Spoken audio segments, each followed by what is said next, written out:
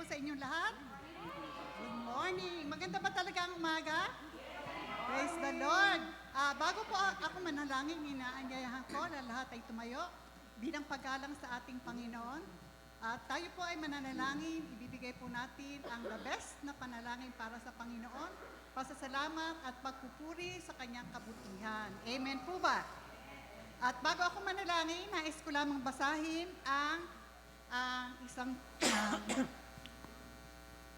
ang salita ng Diyos na magmumula sa Isaiah 54:10. Ganito po ang sinasabi, maguguho ang mga bundok at ang mga burol ay mayayanig. Ngunit ang pag-ibig ko'y hindi maglalaho at mananatili ang kapayapaang aking ipinangako.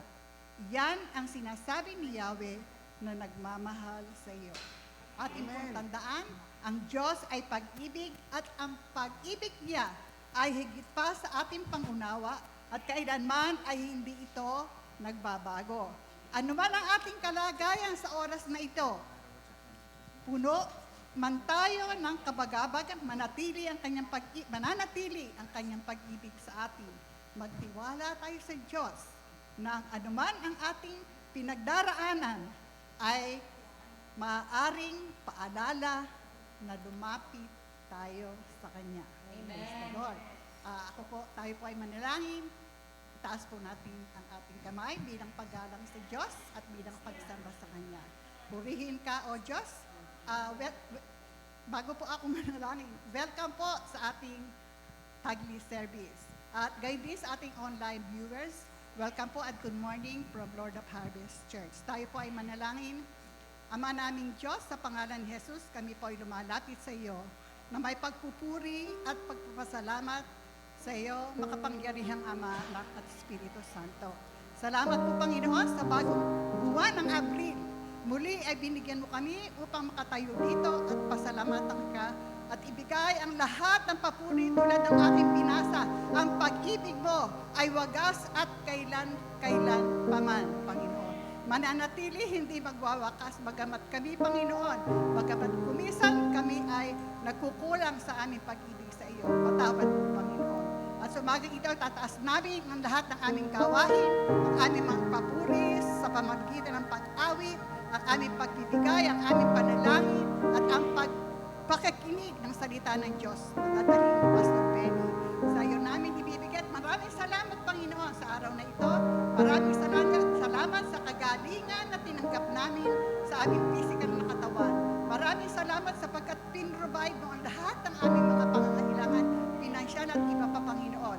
Maraming salamat, Panginoon, sapagkat kami ay iyong iningatan sa araw-araw. Saan man kami pumunta, ikaw ay kasama niya, Panginoon. Maraming salamat sa iyong banal na dugo na siyang nagko-cover sa amin, Panginoon, at siyang nag-iingat sa amin sa araw-araw. Maraming salamat, Panginoon. Sa araw na ito, ikaw aming itataas, pupurihin, sasambahin, Panginoon, sa matamis at makapangyarihang pangalan ni Jesus. Amen. Amen. Amen. Hallelujah. Patuloy po tayong magpakababa sa harap ng ating Panginoon at patuloy natin siyang itaas sa ating kalagitnaan. Hallelujah. For He is our glorious, glorious God. Hallelujah.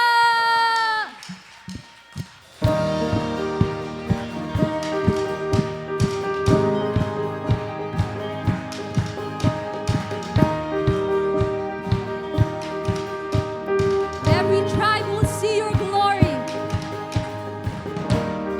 Every tribe will see your glory.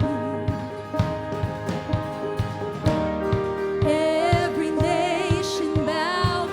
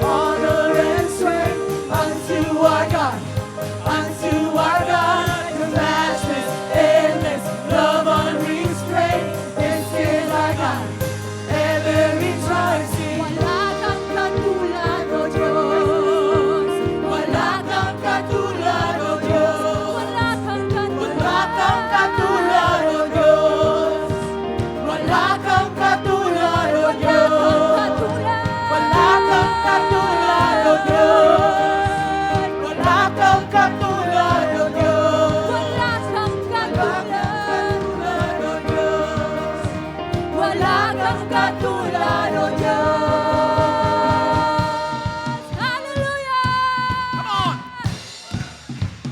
Pag tayo ay nasa presensya ng ating Panginoon, tunay nga na napakasaya, araw-araw. Amen! Hallelujah! Oh-oh!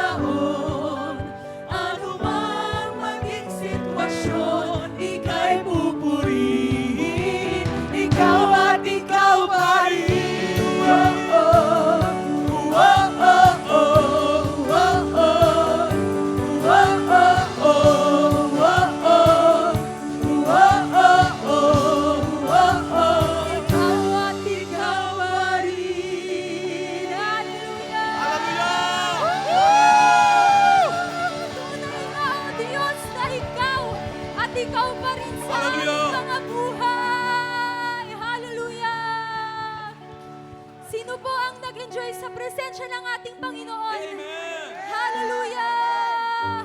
Patuloy po nating ibigay sa Kanyang pinakamataas na papuri at pagsamba. Hallelujah! Sapagkat Siya ay karapat-dapat. Hindi po natin ito ginagawa para sa ating mga sarili o para sa bawat isa dito sa templo na ito. Ginagawa po natin ito para sa ating Panginoon. Kaya alam niyo po yun, yung maibigay natin yung lahat ng ating kalakasan, yung ating mga boses, yung ating papuri, pinakamataas na papuri sa ating Panginoon. Hallelujah. Salamat, Panginoon, dahil dumating ka sa aming mga buhay. Patuloy mo po kami, Panginoon, na nadalin sa alon ng iyong presensya, hindi sa alon ng mundong ito. Hallelujah, hallelujah.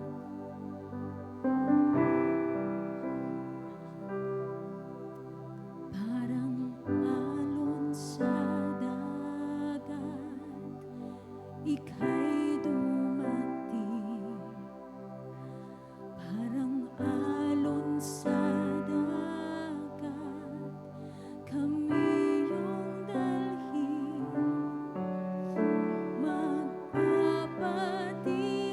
Magpapatianod, kami ay ihatid.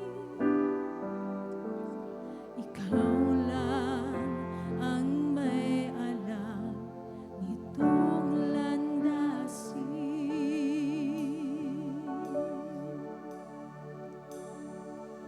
Parang alon sa dagat, ika'y dumating. Parang alon sa dagat, kami yung dalhin. Magpapatianod, kami ay ihatid. Ikaw lang ang may alam nitong landasin.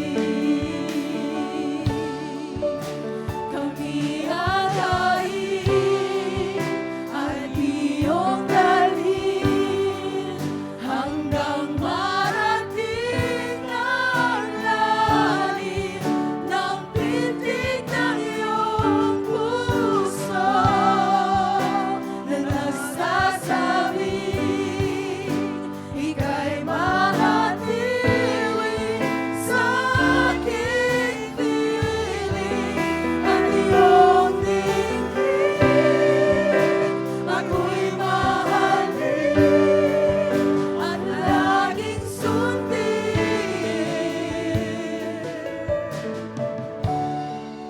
at sasambahin.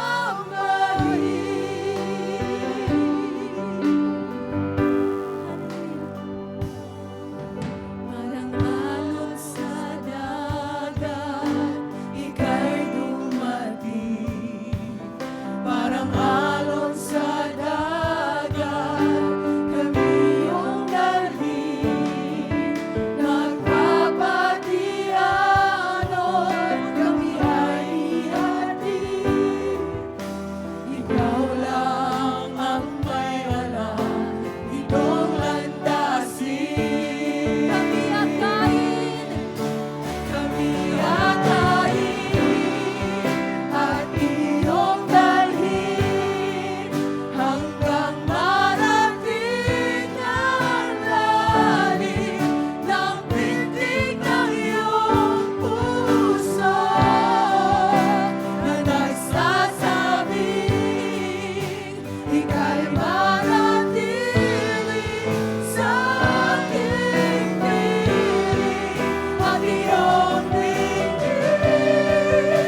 Ako'y mahalin at laging sundin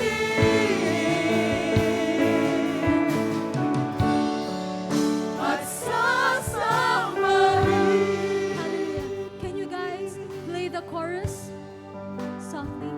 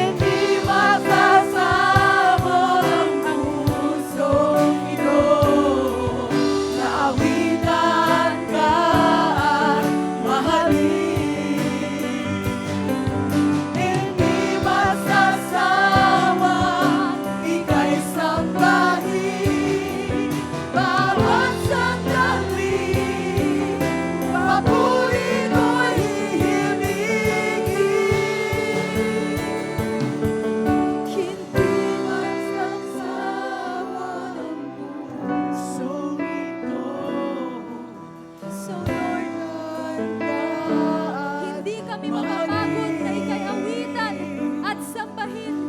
Di masasawa, ika'y sambahin.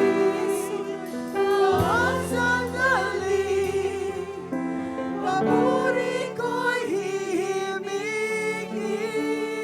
Di mapapagod, Hindi magpapagod ang pusong ito.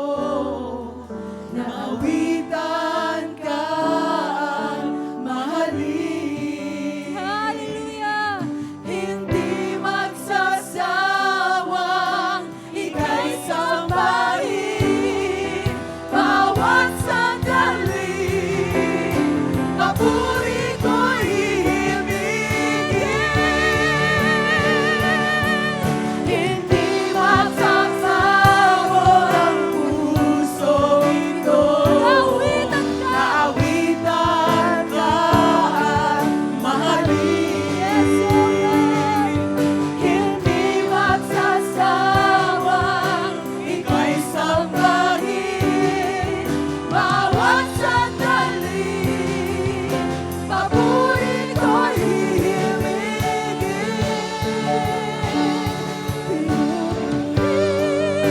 Sinasamba kita, Dakilang Diyos, dakilang Diyos at Panginoon. Tunay ngang ika'y walang katulad, tunay ngang ika'y di nagbabago. Mabuti ang Diyos na sa amin ay nagmamahal. pinupuri. Pinupuri, sinasamba kita. Dakilang Diyos at Panginoon. Tunay ngang ika'y walang katulad, tunay ngang ika'y di nagbabago. Mabuti ang Diyos na sa amin ay nagmamahal. Tunay ka. Tunay nga ika'y walang katulad, tunay nga ika'y di nagbabago. Mabuti ang Diyos na sa amin ay nagmamahal. Tunay nga ika'y walang katulad, tunay nga ika'y di nagbabago. Mabuti ang Diyos na sa akin ay nagmamahal. Purihin ka, Panginoon. Tunay, ikaw ay mabuti. Hallelujah. Ikaw ay tapat. Ikaw, Panginoon, ay kumakalinga sa bawat sa amin, sa bawat oras ng aming buhay, bawat minuto. Hindi ka nakakalimot sa amin, bagamat minsan, Panginoon, nagpupulas kami. Purihin ka, O Diyos. Sa iyo lahat ng papuri, pagsamba, pagluwalhati, pasasalamat. Dahil ikaw ay karapat-dapat. Ikaw ang Diyos ng aming buhay. Ikaw ang Diyos ng aming pamilya. Ikaw ang Diyos ng sinasamba ng bawat mananampalatayang tunay sa iyo, O Diyos. Hallelujah. Hallelujah, Lord. We thank you, Lord. Salamat sa iyong presensya. Ang iyong pagpapala, Panginoon, ay gawad sa bawat isa. Sa pangalan ng aming Panginoong Yesus. Amen. Amen. Hallelujah. Hallelujah. Purihin ang Panginoon. Bago po kayo makakaupo, ay magkamayan po tayo. Praise the Lord.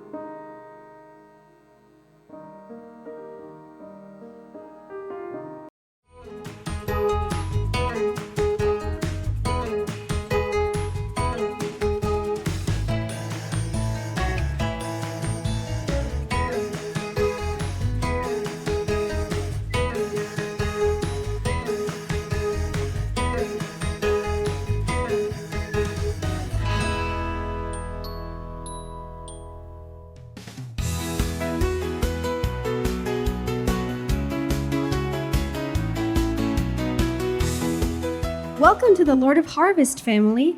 You are invited to worship with us every Sunday in person here at historic Filipina Town in Los Angeles. Taglish service is at 9 a.m., English service is at 10:30 a.m., and LOH Espanol is at 2:30 p.m. We encourage you to join us as we seek God in prayer every Friday from 8 to 9 p.m. via Zoom. And every first Friday of the month, Friday Night Live prayer and worship at the LOH Chapel from 8 to 9:30 p.m. Be equipped and trained to share the gospel of Jesus Christ. Every second Saturday of the month, we encourage you to come, go, and share the gospel of Jesus Christ in our community for the second Saturday soul winning. Meet at 9 a.m. for training, then go out in teams to reach our neighbors with the love of Jesus. Live stream is available via YouTube and Facebook under Lord of Harvest LA. Don't forget to hit like, follow, and subscribe. More power to you this Lenten season. We will kick off Holy Week with an Encounter God retreat on Saturday, April 12th from 7:30 a.m. to 3:30 p.m. here at LOH. This is essential for all current Life Class students and open to alumni, or if you are due for some spiritual maintenance. It's free for current Spring Life Class students and $10 for all others who want to join. Expect to be power-filled. RSVP with your cell group leader. We continue Holy Week with Good Friday service here at LOH April 18th at 8 p.m. for impactful prayer and worship night. Then we celebrate Resurrection Sunday, April 20th, with joint services, Taglish and English. They will run from 9 to 11:30 p.m., followed by a pot blessing lunch. Bring a friend and your favorite dish to share. Reminder that Easter Sunday is April 20th, and is spring break for Life Class and all Destiny trainings. No classes will be held that day, but will continue the following week. It's harvest time. Join us for our second annual Cherry Valley Family Harvest for food, fun, fellowship, and inspiration. Everyone is welcome. Bring a dish to share and invite a friend to join on Saturday, May 3rd from 11 a.m. to 2:30 p.m. at Cherry Valley. Visit our website at lordofharvest.org for more details. Please visit our website at lordofharvest.org for more information.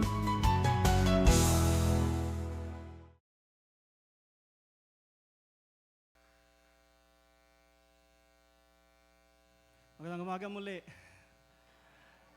Welcome sa sa Lord of Harvest. Mayroon kasi tayong bisita ngayong umaga, taga Word of Hope, kaya nautal lang. Brother John, mayroon po bang bisita pa natin ngayong umagang ito, maliban kay Brother John? Welcome sa lahat ng mga nasa online. I hope na next Sunday makakasama na namin kayo. At purihin ng Panginoon, tayo lahat ay nandito sa bahay sambahan at nagpupuri, nagpapasalamat at nagkakamayan at nagkukumustahan sa isa't isa. Amen. Napakainam po na bawat linggo ay napapaalalahanan tayo na ang pagbibigay ay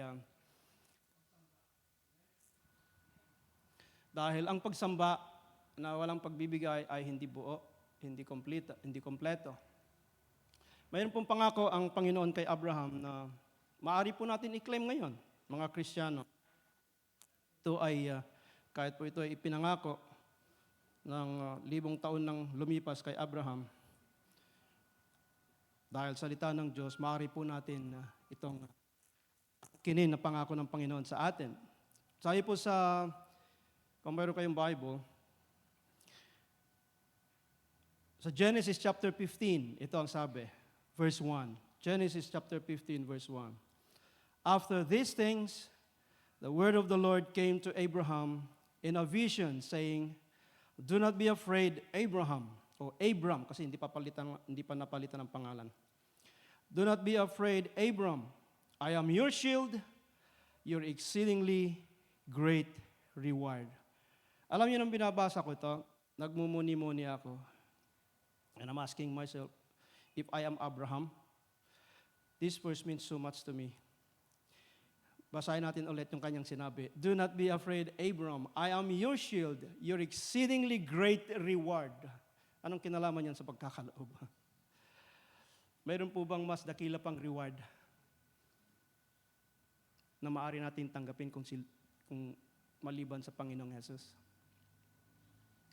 Amen? Kung pamimilian mo ko ng 10 milyong peso, bawa sa Elon Musk, sabi niya, ay, nakamkam ko sa USAID, 10 milyon, sa'yo na. Between 10 milyon at saka Panginoong Jesus, I would say sa'yo na yung 10 milyon. The Lord is my great reward. Amen. But before we can claim this verse, mayroong ginawa si Abraham, kaya nangako si Lord sa kanya. Natalo nung 4 na hari, yung 5 hari na nagkakampi-kampi. Kasama dun sa 5 hari ay yung hari ng Sodom na kung saan nakatira si Lot. So lahat ng mga natalong hari, natural, samsamin lahat ng mga, bihagin lahat ng mga tao at samsamin lahat ng kanilang mga ari-arian. Kaya nasama si Lot sa mga nabihag na balita, isa sa mga servant ni Lot nakatakas, ibinalita kay Abraham ang nangyari. So ang ginawa ni Abraham ay kanyang sinanay ang kanyang lahat ng mga servants na maaring sumali sa digmaan, 18 years old and above. Nakaipon siya ng 318 or 313 na mga mandirigma out of his servants. At nilusob niya yung mga nagkakampi-kamping kingdom laban na bumihag sa kanyang pamangkin. At nanalo siya.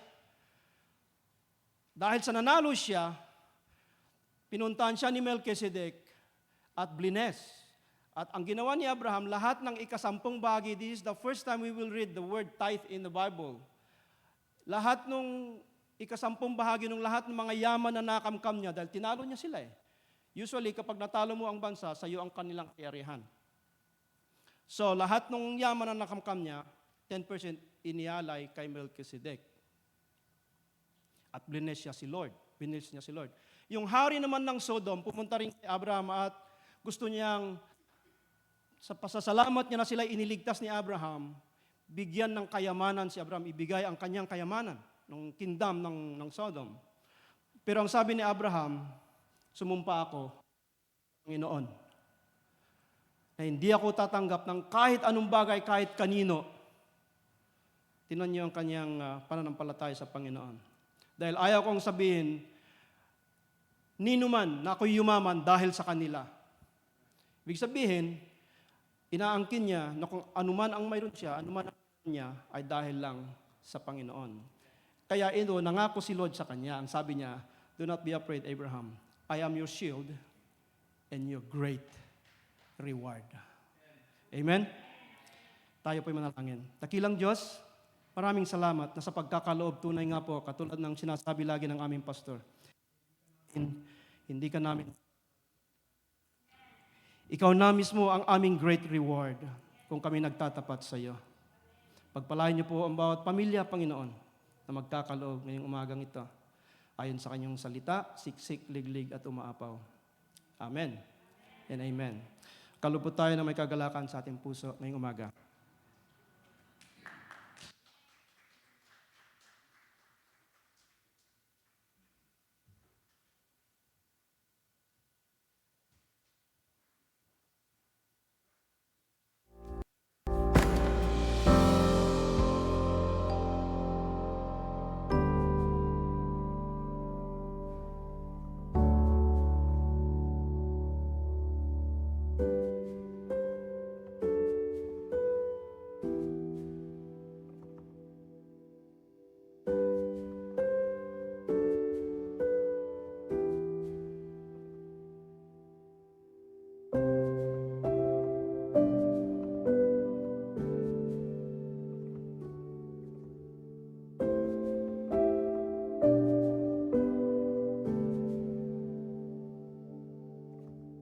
Sa ating umaga ay pagpapatuloy ng mga parable series na tinuro sa atin ng ating mga tagapagsalita. Sumpungan po ito sa Lucas chapter, Matthew. What did I have? Matthew chapter 7. Basahin po natin sa English, tapos babasahin ko sa Tagalog. Okay ba yun? Basahin po natin sa English, tayong lahat. Therefore, whoever hears these sayings of mine and does them, I will like him to a wise man who built his house on the rock. And the rain descended, the floods came, and the wind blew and beat on that house. And it did not fall, for it was founded on the rock. On the rock. But everyone who hears these sayings of mine and does not do them will be like a foolish man who built his house on the sand. And the rain descended, the flood came, and the wind blew and beat on that house, and it fell, and great was its fall. Lord, thank you for the reading of your word. Bless us as we meditate your word. Speak through us, we pray in Jesus' name. At po ay magsabi ng amen. Amen. Thank you, Jesus. Hallelujah. So, sa nakaraan pong ating mga pag-aaral tungkol sa talinghaga, parable, isa sa mga paborito kong parable ay yung tinatawag na parable of the sower. I-connect ko po yan dito sa ating parable sa Tagalog. Ano yung parable of the sower? Ang parable ng manghasik, ang naghasik ay ang Diyos at saka yung mga preacher niya. Ang inihasik ay ang salita ng Diyos. Pagkatapos mayroong 4 na klase ng lupa, ito ang reaksyon ng mga tao na nakakadinig ng aral at talinghaga ng Panginoon. Basahin ko po sa inyo sa Tagalog, tapos babalik tayo dito sa ating main course. Ang sabi po kasi ng mga alagad, Lord, bakit sa pagtuturo mo, nagtuturo ka ng mga talinghaga? Yun nga diretsohan, hindi pa nagagawa ng mga tagapakinig eh. Bakit gumagamit ka ng talinghaga? Ano sabi ng Panginoon? Alam nyo, ginagamit ko yung talinghaga, gusto kong mag-isip yung tao, sapagkat yung talagang mayroong puso para sa Diyos, mapag-uunawa niya yung talinghaga, yung aral ng talinghaga. So, ito po ang paniliwanag ni Jesus sa layunin ng talinghaga. Sa inyo'y pinagkaloob na malaman ang lihim tungkol sa paghahari ng Diyos. Ngunit sa iba'y, sa pamagitan ng talinghaga, upang tumingin man sila'y hindi makakita, makinig man sila'y di makaunawa. Sabi ko, bakit ganun?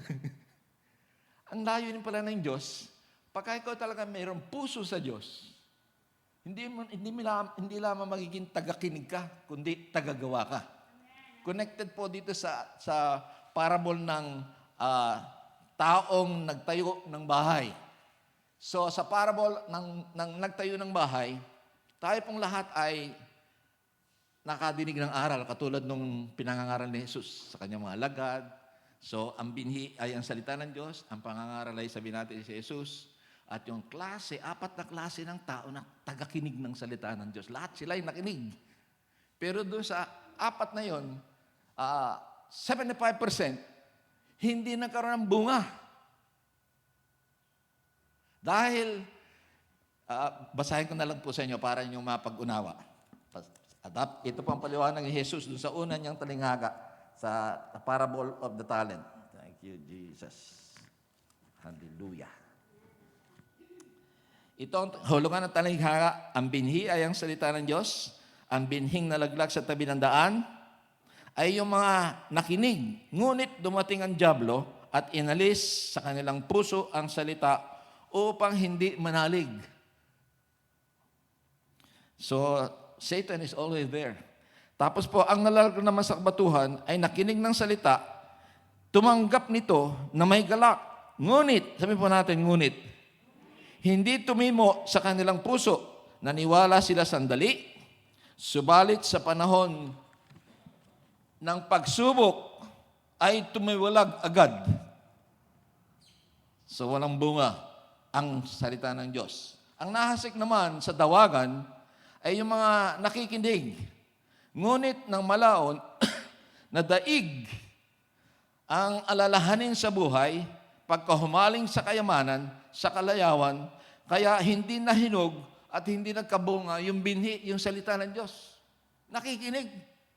Pero hindi na isagawa, hindi na natili, hindi nagbunga. Ito pa ang nais ng Diyos na mangyari sa atin. 1/4 lang ng mga nakikinig ng salita ng Diyos. Ang nahasik naman sa matabang lupa, sabihin po natin matabang lupa. Sana, Panginoon, na aking puso ay mataba. Matabang lupa, ang mga nakikinig na salita, iniingatan nila ito at kanilang pusong tapat, sa kanilang pusong tapat, at na malinis at sila'y matiyagang hanggang magbunga. Sabihin mo sa iyong kapatid, maging mabunga ka. Sapagkat nasabi ng Panginoong Hesus, ako ang puno, kayo ang mga sanga. Every branch in me that does not bear fruit, pinupro niya para magbunga. Nililinis niya. Inuhugasan. Alam niyo po yung mga ubas, kasi gumagapang yung kuminsan sa lupa, napuputikan dahil nakalupay-pay sa lupa. Yun po hinuhugasan, kala ko, pinuputol na lang yun. Hinuhugasan pala yun ng mga farmer, itinataas ulit para gumapang, para magbunga. So binibigyan ng pagkakataon ang bawat isang nakikinig ng salita ng Diyos at sumusunod sa Kanya na maging mabunga ang iyong buhay at ang aking buhay. Pagkatapos po, kung babalik tayo doon sa dalawang uri ng taong nagtayo ng bahay. Ang isa, so pareho itong nakikinig ng aral. Pero yung isa ay matalino, ang isa naman ay mangmang. So, dalawang klase ng reaksiyonamento sa pangangaral ng binhi ng salita ng Diyos. Sabi ng Panginoong Hesus, kaya't ang bawat nakikinig at nagsasagawa ng mga salita kong ito ay matutupad sa isang taong matalino. Sabihin po natin taong matalino. Na nagtayo ng kanyang bahay sa ibabaw ng bato. Umulan ng malakas, bumaha, binayo ng malakas na hangin, ang bahay na iyon, ngunit hindi nagiba sapagkat nakatayo sa ibabaw ng bato. Sabihin po natin, ibabaw ng bato. Kung i-connect natin ang ibabaw ng bato, tatandaan niyo si Jesus, tinanong si Pedro, Pedro, anong sinasabi ng mga tao tungkol sa akin? So, pagkatapos kung ano-anong mga sabi ng mga ibang alagad, pero sabi ni Jesus, you are our Savior, you are our Lord. Ang sabi ni Jesus, you are Petra, ikaw ay batong maliit. He is the rock. Si Jesus ang batong buhay na kung saan pagka ipinundasyon natin sa ating buong buhay ang Panginoong Hesus, yung ating buhay ay matatayo sa katatagan. Amen? Pansinin po natin. Umulan ng malakas, bumaha, binayo ng malakas na hangin ang bahay na iyon. Ngunit hindi nagiba sapagkat nakatayo sa ibabaw ng bato. Ang bawat nakikinig ng aking mga salita at hindi nagsasagawa nito, matutulad sa isang taong hangal, nagtayo ng kanyang bahay sa buhanginan. Umulan ng malakas, bumaha, binayo ng malakas na hangin, ang bahay bumagsak. Ang bahay na iyon at lubusang nawasak. Nang masabi ni Jesus ang mga talinghagang ito, ang mga taong nakikinig ay namangha sapagkat nagturo siya ng parang isang may kapangyarihan, may authority. Hindi tulad ng mga ibang iskripa. Basa ng basa pero parang walang tumatama. Parang tama lang sa hangin. So pansinin po natin, yung matalino ay itaniniyo ang kanyang bahay sa pundasyon. Sabi po natin pundasyon. Foundation of the Word of God, foundation of prayer, foundation of intimate relationship with God. Kasi po, parehong nakinig ng salita ng Diyos. Yung matalino, nakinig at ipinamuhay. Isinagawa. Dumating, yung mangmang, nakinig, pero hindi ipinamuhay. Para bang pumasok dito, lumabas doon sa kabila. Kasi po, walang pundasyon, hindi na natin sa kanyang puso at sa kanyang isipan. Nadinig yung isang kwento ng isang matandang mayaman. He was a real estate investor. Tapos nagba-buy and sell sila. Siya ng mga bahay na luma. Tapos meron siya mga contractor na nag-rehab. Tapos mayaman na siya, may edad na siya. At sabi niya, magre-retiro na ako. Sabi niya doon sa kanyang dalawang the best kontratista niya, kapatner niya sa business. So, sa taong ito, ako ay magre-retiro. Bibigyan ako ng 2 project. Bibigyan ko ng budget na multi-million dollar, i-rehab natin ito, o kung wala naman, gigibain natin luma, tigisa kayo. Kayo ang the best kaibigan ko. Sa aking pag-retire, I will give you a good sum of money, or parang bonus, kasi mag-enjoy na ako. Kayo naman ay magpapatuloy sa inyong negosyo. So binigyan po yung dalawang contractor na ito ng budget na sabi niya, pagbutihin nyo, pag naibenta natin ng mahusay yan, ay puporsyento ko kayo. So yung unang contractor, within the budget, he buy the best material, the best work, lahat ng the best ang nilagay niya na makakaya niya. Pagkatapos, yung isa naman ay medyo, sabi niya, huling project ko pala ito kay boss. Yun na lang mga mumurahin at yung mga nakatago na materyales, mumurahin na lang, ipapakit ko na lang yung budget ng kwan. Sa madaling salita, after so many months, natapos ang kontrata, nag-inspection yung mayamang milyonaryo. Wow, you guys did the best. Very good. Pagkatapos po, kinuha niya yung susi, ibinigay doon sa contractor, ito ang bonus na binibigay ko sa inyo. So, tuwan-tuwa po yung number 1 na sinunod at inayos ang kontrata to the best of his ability kasi parang ino-honor niya yung kanyang boss. Pero yung isa naman, dahil ang iniisip niya, last project ko na pala ito kay boss. Yung mga bakal, pinaliit niya, yung sanemento, pinatabang niya, yung pundasyon ay mahina. Nung ibigay sa kanya yung susi, napasuntok siya sa kanyang sarili. Hindi niya alam na yung pala ang bonus na ibibigay sa kanya. So ito po ang parang ilustrasyon ng wise builder at foolish builder. God entrusted to us our life. And we build our life. At the end of the day, sa harap ng Diyos, tayo ay magbibigay sulit kung anong binigay sa atin. Natatandaan niyo yung talinghaga?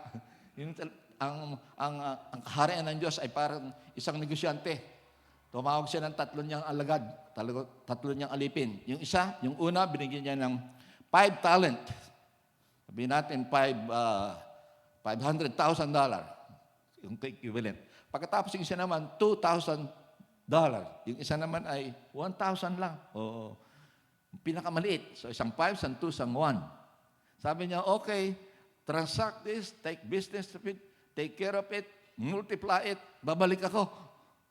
And then the businessman go all the way, and then pagbalik niya, nagsulit yung 5. Sabi niya, Master, your 5 talent, earn another 5 talent.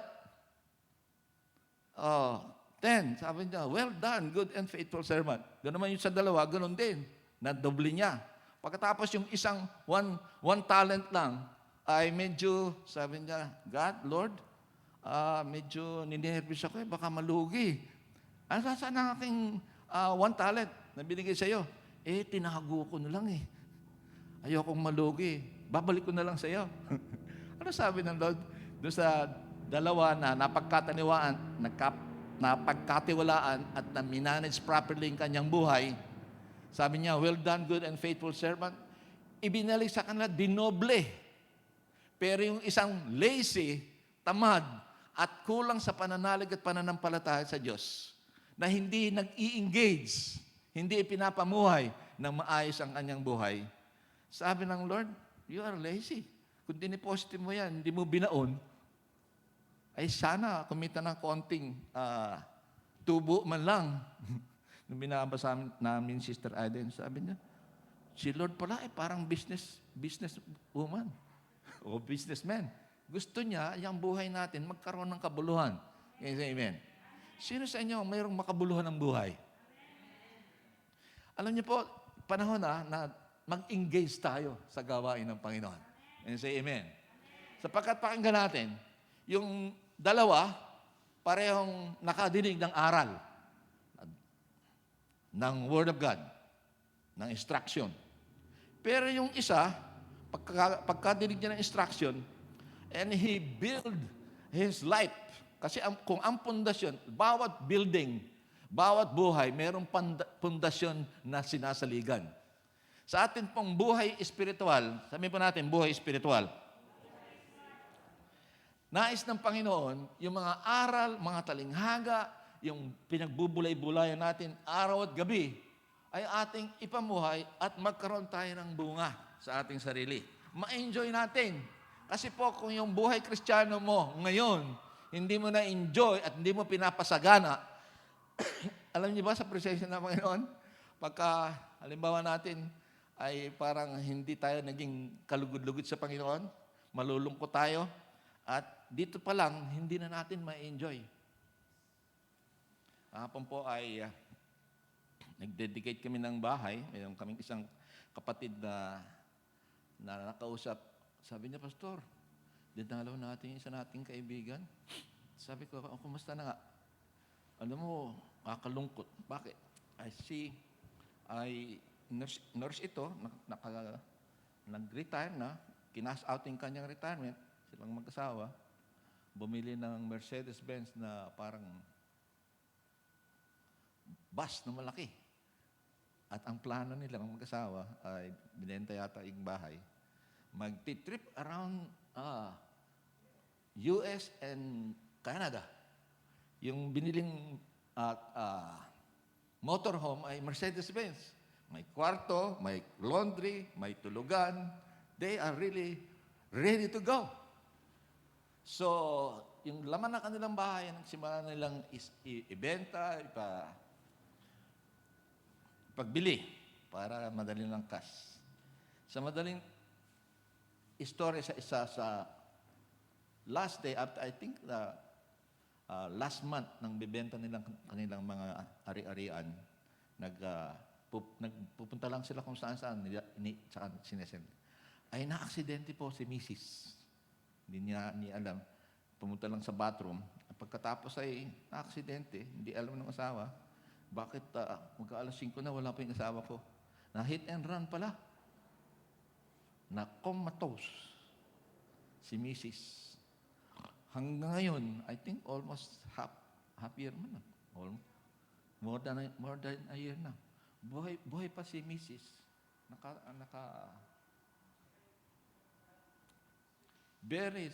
Sabi niya, Pastor, dalawin natin. Dumalaw na ako Plano namin dalawin. So,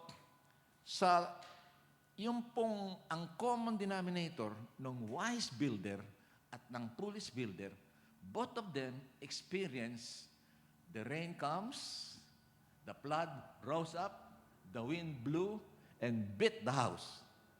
Kung hala ka sa pundasyon, kung ang bahay mo ay hindi nakapundasyon sa rock, which is Jesus Christ, the rock of our salvation. Pagdating, sabi ni Jesus, in this world you will have trials, testing, tribulation. But be of good cheer. I have overcome the world. So nagpe-pray ako, sabi ko, Lord, nakakahambal naman yung bagyo na naranasan itong ating kapatid. I called him a couple of times. Kaya lang minsan lang siya nag-return call sa akin. I want to visit him. But naisip ko si Job. Natatanda si Job sa Old Testament. Sabi sa first chapter ng the book of Job, the sin is in heaven. God said to Job, to Satan, Satan, where have you been? Sabi ng demonyo, I've been to up, north, south, east, west of the world, the earth. Ang sabi ng Lord, do you see my good friend, do you notice my good friend Job? Oh, yes. God, I notice him. He is blessed. He got the most beautiful children, the richest in the Far East. But allow me to attack him. Allow me to put trials and testing in his life. And Job will deny you and curse you. Parang sinalid ni Job si God. Sabi ng God, nung una ko pong nabasa ko, naisip ko, sabi ng Lord sa kanya, sige, Satan, I'll let you do it, but don't kill him. Dumating na ngayon ang trial test sa buhay ni Job. Alam po natin, istorya yung kanyang 7 anak na mga nagpaparte ay tinamaan ng kulog at saka kidlat, nasunog. Pagkatapos yung kanyang mga ari-arian, inatake ng Diablo at saka ng mga magnanakaw ng mandarambong, hinakot yung mga kanya, bakahan, tupahan, etc. etc. Pagkatapos, yun ang kanyang katawan, inatake ng, ko alam kung kurikum from the top of his head to the sole of his feet, meron siyang sugat. Pagkatapos, ang description sa Bible, he went to do sa tambakan ng sigaan ng mga basura. Andun siya nakaupo at nagbubulay-bulay at kinakalkal niya o kinakamot niya yung kanyang mga sugat sa kanyang katawan. At ang sabi ng kanyang 3 mga kaibigan, sabi niya, "Tsak na meron kang kasalanan." Tapos sabi ng asawa niya, "Hiwalay na kita, wala kang silbi." Sabi ng asawa niya, "Why don't you just die? Siguro yung konti mong ari-arian para mapunta na sa akin." And "Why don't you curse God and die?" Pagkatapos sabi ni Job, "Naked I came from my mother's womb. Ang Diyos ang nabigay sa akin ng buhay, siya ang magbibigay ng aking ikabubuhay." So, ang simple pong lesson dito, nung binabasa ko ito, sabi ko, bakit pinabayaan ng Lord na atakihin ni Satanas si Job ng ganoon, katindi? Ewan kung tayo karanas nun, baka tayo may time na daw po sa akin ng asawa. Anyway, ang hamon po ng salita ng talinghaga nito sa ating mga buhay, kapatid, ay we are in charge of our life for season. Let's build a good life that will honor God. Ang pundasyon po ay yung rock, which is Jesus Christ. So, number 1, establish your relationship with Jesus. How? By accepting Him, Savior and Lord, meditating on His Word day and night, allow the Holy Spirit to live through you, and engage. Don't waste your time. Redeem the time because the days are evil. You will only live once. And after death, judgment. Sabi ko nga po, last week, ang trabaho po ng pastor ay, sabi ni Juan, ay hatching, matching, dispatching. Nung medyo bata pa po ako sa ministry, nagdededicate ng bahay, nagdededicate ng baby, nagpe-pray sa mga, nagka-counseling sa mag-aasawa, tapos nagka-asawa, nagka-anak, tapos bahay. Ngayon po, medyo nandun na sa finish line. Nandun sa mga expiring date. Dust to dust na ang tinisermon ko. Assets to assets. And, so ito po ang buhay natin, mga kapatid. So, ang challenge ng talinghaga ay maging wise builder tayo ng ating buhay. And say amen. He entrusted it to us for a season. Maswerte na abutin tayo yung namatay po na sinyo ko ng 85 years old and 2 days.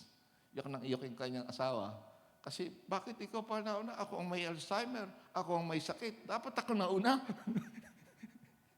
Sabi ko, nanay, pagka mainip, lahat naman tayo papunta doon eh. He is in a better place. Because the Lord Jesus, sabi ni Jesus, I go to prepare a place for you. I prepare a place for you. I will come again. So that where I am, you will be. And you say, amen. Challenge ng salita ng Diyos sa bawat isa sa atin.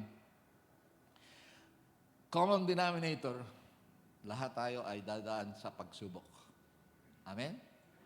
Sabi ni Jesus, in this world you will have trials, testing, and tribulation.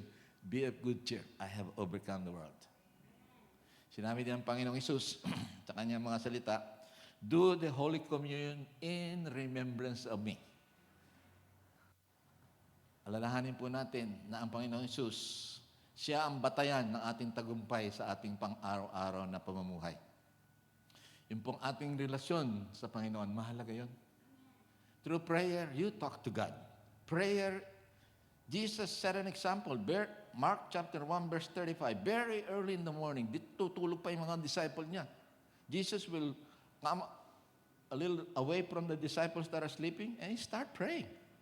He prayed, he fasted, he asked the Lord for the agenda for the day, and then at night, he go up to the mountain and pray and talk to God again. And after that prayer, signs and wonders happened.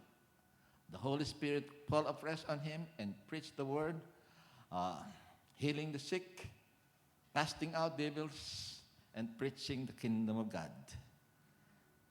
Ngayon pong umaga, mga kapatid, ang hama ng salita ng Diyos, handa natin ating mga sarili. Alalahanin natin, and I call on our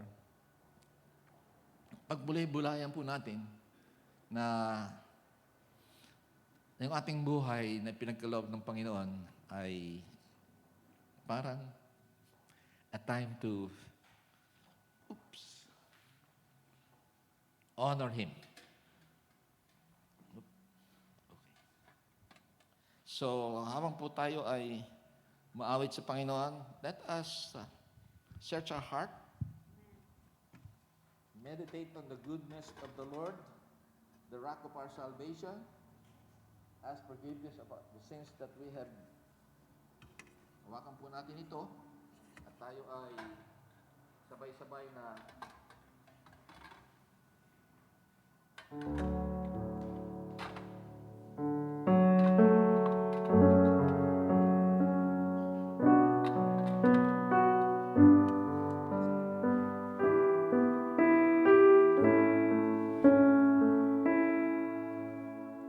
Ito ang tinapay ng buhay. Kanin mo't makibahagi. Ito ang hawakan po tinapay. natin ito, sabay-sabay tayong Ito ang Hintayan tayo. tinapay ng buhay. Let's all stand. Kanin mo't makiisa.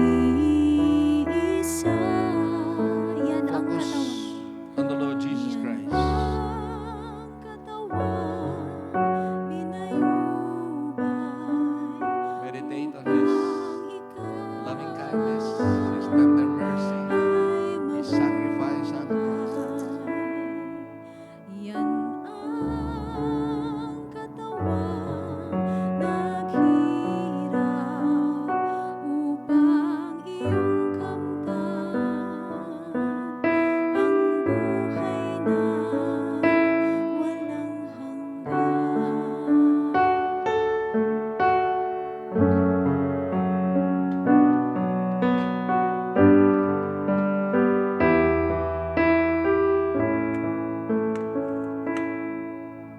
Ito ang saro ng bagong tipan.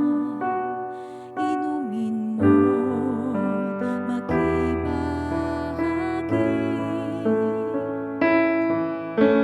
Ito ang saro ng bagong tipan. Inumin mo't makiisa. Yan ang dugong tumanang upang ikaw ay luminis. Jesus. Yan ang dugo ni Kristo na para sa iyo doon sa Kalbaryo ay tumigil. Tayo po'y manalangin. Panginoong Hesus, kami po'y taos-pusong nagpapasalamat sa iyong walang hanggang pag-ibig, mercy and grace. You express it by suffering and dying on the cross. Forgive us of our sin. We commit and dedicate our life to you. You are the rock and our wisdom, the foundation of our life. Very early in the morning, we make the quality decision to connect with you. The rest of the day and the rest of our life, we commit into your loving hands. Thank you, Father. Nang gabing ang Panginoong Jesus ay ipagkanulo, dumampot siya ng tinapay. Tayo po sa tinapay, pinagputol-putol na ito. Kanyang kinain. Kanyang pinahayag, ito ang aking katawan, nagtiis ng libong hirap at sakit. Sa aking mga latay, kayo ay gumaling. Salamat, Panginoong Hesus. Ang aming katawan ay templo ng Espiritu Santo ng Diyos. Sakit karamdaman, wala kang karapatan. Our body is the temple and the dwelling place of the Holy Spirit. Thank you, Jesus. The same token, ganun din naman, dumampot ang Panginoong Hesus ng saro. Matapos siyang makapagpasalamat, we declare this is the New Testament of my blood that washes away all your sin. Tayo pong lahat sa saro. Tayo po ay magpasalamat sa Panginoon. Panginoon, mula sa kaibuturan ng aming puso, ang iyong mahal na dugo ang naghugas ng lahat ng aming mga kasalanan. Ikaw, Panginoong Hesus, ang nagpagaling ng lahat ng aming sakit at karamdaman. Ikaw, Panginoong Hesus, ang nagsabi, I came to give you life, life more abundantly. Isang masaganang buhay, Panginoon. Sapagkat sinakripisyo mo ang iyong buhay, you redeem us to God by your own blood. And Lord, we just thank you from the bottom of our heart. Thank you, Father. Everybody say, thank you, Lord, for saving my soul. Thank you, Lord, for writing my name in the book of life. Holy Spirit of the living God, the same Holy Spirit that raised Christ from the dead, dwelling in me, live through me, make me a wise builder, builder of my life, founded in your word. Bless our children, our grandchildren, up to the third and fourth generation. Empower us to engage and do your will. Let your will be done Let your will be done from this day forward. from this day. That's our humble prayer. Father God, we give you the glory, we give you the honor. Bless us and keep us, your face and your presence linger and dwell in each one of us. And Lord, let your amazing love change and transform us into Christ-like maturity. And Lord, we'll be careful to give you all the praise, the glory, and the honor, great things you have done. In the name of the Father, the Son, and the Holy Spirit. And everybody say, Amen. God bless you. Bless you. Bless you. Thank you. God bless you.